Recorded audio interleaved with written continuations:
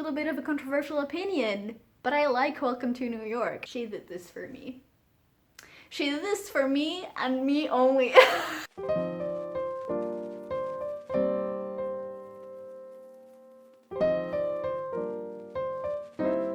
Hi, my name is Anneleen, and usually on this channel I talk about books, fashion, lifestyle, and also sometimes Taylor Swift. And if that's what you've been waiting for, then here we are. We're going to talk about Taylor Swift today. I am going to be ranking all of Taylor Swift's albums based on the opening and the closing track. I'm only going to be looking at the original songs on the album, so like I'm not going to be looking at bonus tracks or vault tracks, just the original track list. And I have set up my computer over there, so I will be looking, I hope that you enjoy this video. I have made a little tier list of all of the albums. I've also written down like all of the opening and closing tracks because I have to admit, as much as I'm a Swiftie, I didn't know them by heart.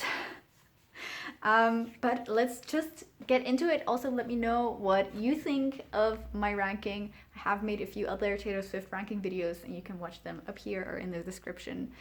Let's just get into the video now. The first one is Evermore. The opening track is Willow and the closing track is Evermore. I really like Evermore, especially as a closing track. It ends on a very hopeful note, and that is what I enjoy the most about it. I think it is one of the strongest songs on the album and it's just great, but I don't really feel that way about Willow. I feel like Willow is just I don't know. I feel like the lyrics don't really make a lot of sense, and I do like it. I don't skip it or anything like that, but it's just Willow. It's nothing special to me. So Evermore is really good, so that would place it very highly, but because Willow is just kind of... Also, I don't really think that it adds anything thematically to the album, or it doesn't really, do its job as an opener and give us an idea of what this album is going to be about, because it's just a little bit of a vague song. It just doesn't really say a lot about Evermore as an album, whereas Evermore, the song, says a lot about Evermore as an album. So I guess for now, because I am so in the middle on it, I will just put it at 5 for now, but we might move it around. I haven't thought about this before, by the way, and as always, my opinions on Taylor Swift's music just changes probably daily. So if I were to make this video tomorrow again, then the ranking would probably be different. I guess that's something that you can relate to as a Swiftie. Next up is 1989. So for this one, no bonus tracks. So the first track is Welcome to New York and the final track is Clean. And I feel like this album has close to the perfect opening and closing track. Clean is cathartic. It ends a very messy album. Not messy because of the sound, but it's like there's things going on. But 1989 is full of emotion, and it's like it sounds happy, but it is sad. And I feel like Clean is very cathartic in that sense, that it just kind of, it sounds sad because it is sad and it's not trying to hide anything. It is just saying it like it is. It's like, it's coming clean, literally. And I think that is something that 1989 really needs, because otherwise I feel like 1989 might feel a little bit too much like a poppy album with no substance. I'm not saying that 1989 has no substance, but it could be perceived that way. And I feel like Clean adds a lot of depth to it, so that's why I like that it is like the closing track. And the opening track, this is a little bit of a controversial opinion, but I like Welcome to New York. I feel like it sets the stage. It's like, we're here, it's different, this is not red, this is all new. Yes, I like it. I think it's a very good opening track, and people might say that it is kind of redundant because it doesn't really say much, but it is like a very good palate cleanser. You're just ready to listen to some pop music, You're not going to be crying on the floor like you would when you listen to All Too Well or Dear John. You're just gonna have a fun time. And like Clean is kind of like the opposite to that, and that's why I like it. So I think for now this is going to be on the #1 spot. Yes. I might change my mind later, but I think great opening and closing track. Next up is Fearless. Fearless was difficult for me because there are so many different versions of this album. We have of course, we have the Taylor's version, which has, what, 30 songs on it? And I couldn't really find, other than me putting in my CD and checking how far the first CD went. I feel like it ends at like Superstar or something, I'm not sure. But then the CD that I have, which is like the international edition, it ends on Should Have Said No, I think. But I thought Should Have Said No was a debut song. So I'm confused about that. But after I did some digging, I found out that the original Fearless American version, non-platinum version, just ends on Change. So it starts with, of course, the title track Fearless and ends with Change. I think Fearless is a great album opener. It is. It truly is. I think it sets the stage perfectly. It feels whimsical, you're in a fairy tale, it's just all really cutesy. And I really like Fearless. I think Fearless is one of my top songs from that album, so I'm really happy that it opens with that song, and it just kind of perfectly introduces you to the album. But then the album closer, which is Change, I guess, in some cases, is just kind of okay. Like, I appreciate the message, and it's a fun song. I like it, but I wouldn't actively listen to it, and it doesn't really feel like, this closed the album really nicely. And I think part of it has to do with the fact that I never listened to that album with that as a closing track, because that was back in the day when I didn't buy the album and I just downloaded all of the songs on LimeWire, because that's how old I am, and I just had random Taylor Swift songs, not in order, and it was only when Speak Now came out that I got the album and I listened to it on my stereo in full. So, like, Fearless is an album that I don't typically listen to in order, and I guess that's why it doesn't really resonate with me. So for now, I will put this at like 7, I guess, because really strong opening track, but the closing track is just kind of meh, and it's confusing to me. Then we have Folklore. Folklore starts off with The One, and The One was really an introduction to the fictional world of folklore. It was like, you instantly knew this is a song that Taylor Swift has written entirely from her imagination, or mainly from her imagination. And it felt like a really good introduction at the time, but now, it's just not that interesting to me. I do have a cover of it on my YouTube channel, you can check it up here. I'm really proud of it, actually. I play my violin and everything. But I feel like at the time it was like a great introduction to the album, but now it's just a song.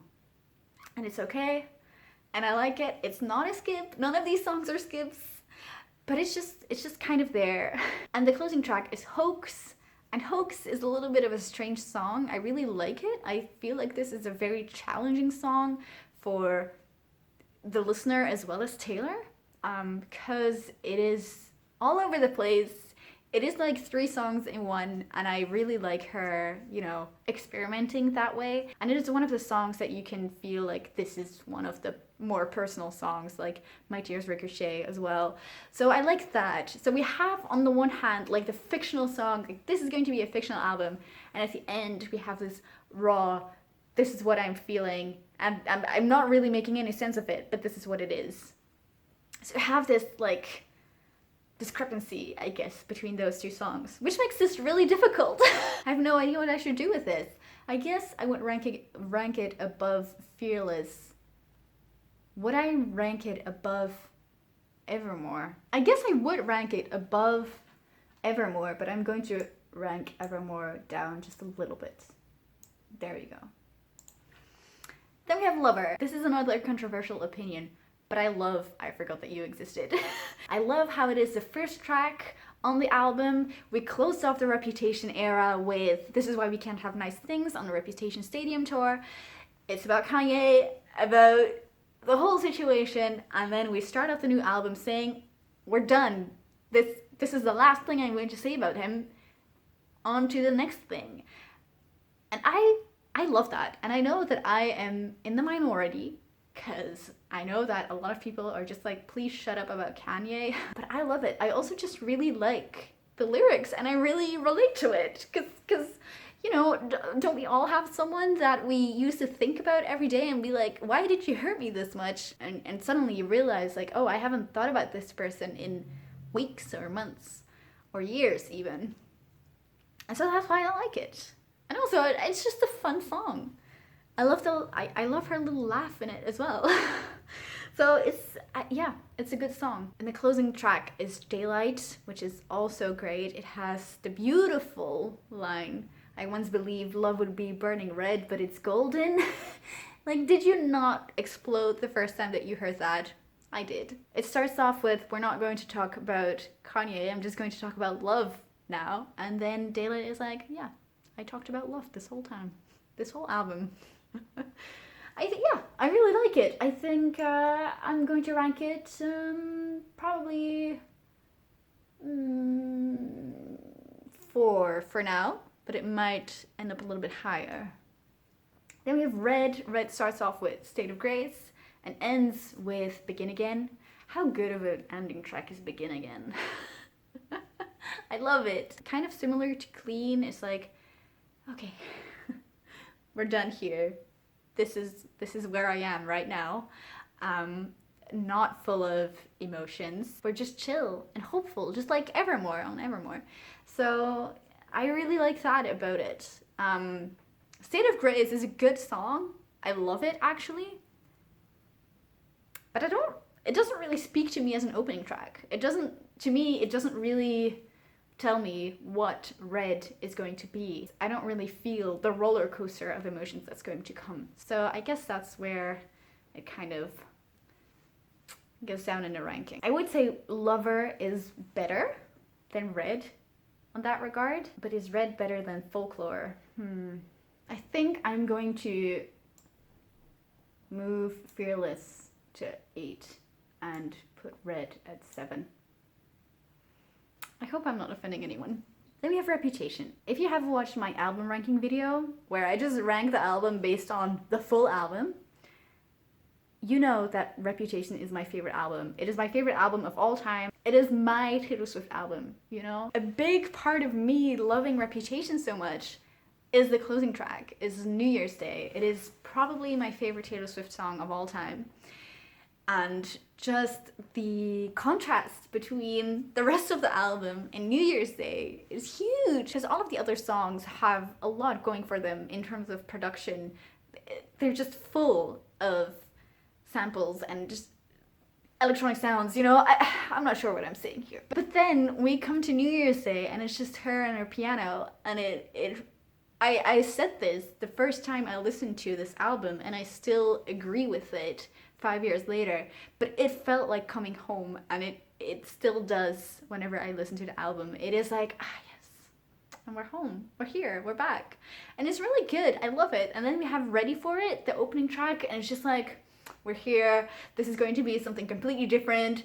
I am so mad, but I'm also in love, let's go. And it's just, yeah, I love it. And yeah, I am going to rank it higher than 1989. I mean, Reputation is my favorite album for many reasons, and this is one of them. I feel no shame. This is it. This is it. Then we have Speak Now. Speak Now starts off with Mine and ends with Long Live. And I love Long Live. I love Long Live. That is difficult to say. It was for a very long time my favorite Taylor Swift track, and it still has a very special place in my heart. So could you imagine how I felt when I was in Toronto, I was watching the Reputation Stadium tour, she started playing New Year's Day, and then did a mashup with Long Live, and I was like, she did this for me. She did this for me and me only. It was glorious.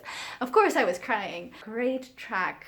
When you're listening to it, I know that she wrote it for her band. She's like saying, oh, me and my fellow musicians on the stage here, we're the underdogs. But when you're listening to it, you're like, yeah, I'm with you, Taylor. Like, I'm with you. You're talking about me, aren't you?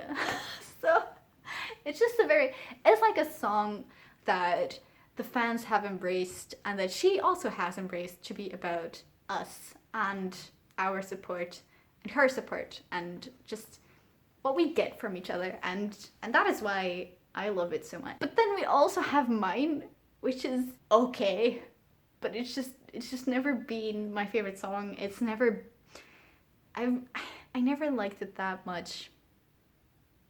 I have to admit, it was just always kind of okay.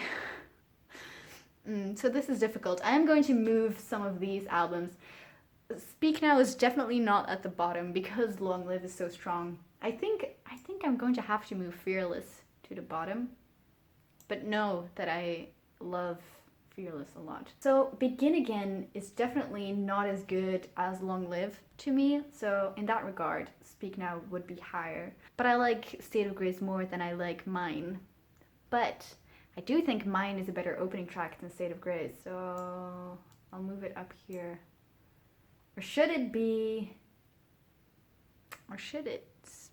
higher than Evermore? I think I will rank it higher than Evermore. Yeah. And also higher than Folklore. But Mine isn't as good.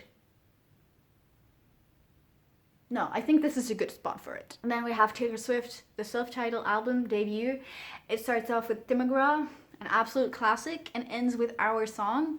And these are like great opening and closing tracks. Like 16-year-old Taylor did really well. I really like it, especially at the end of Our Song. She's like, asking God if he could play it again. And you're like, yeah, I'm going to play this record again. It's really good. I like it. And then Tim McGraw is obviously like our introduction to this starry-eyed girl with a love for music and country, and the way that she writes, I think it's just an amazing introduction. So yeah, I think rightfully so, it should be in third place. Yes, I am happy with this ranking. Did I offend you with any of my opinions? I hope that I didn't, but if I did, please let me know and I will genuinely apologize to you in the comments. And I would also like to just know what some of your opinions are. And if you want to watch any of my other Taylor Swift videos, you can do so up here or in the description. I have ranked all of the Folklore and Evermore songs in one video. I have ranked all of the albums. I have ranked all of her track 5s. So there's definitely a lot of things that you could watch, and if you enjoyed this video then please give it a thumbs up, and I will see you next Wednesday. Bye!